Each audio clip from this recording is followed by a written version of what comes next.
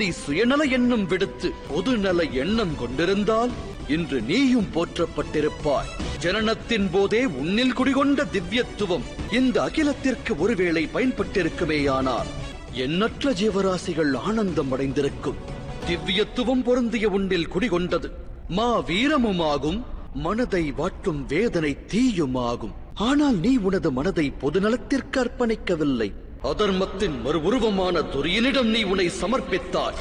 ஆணவம் கொண்ட அவன் காட்டிய வழியில் நடக்கத் துவங்கினாய். சற்றே உனது நிலையை எண்ணிப்பார். வாழ்வில் அதர்மத்தின் தரப்பை உனதாக்கினாய். அன்று பாஞ்சாலி துகிலுறையப்படுகையில் அவள் மானம் காக்கத் தவறினாய்.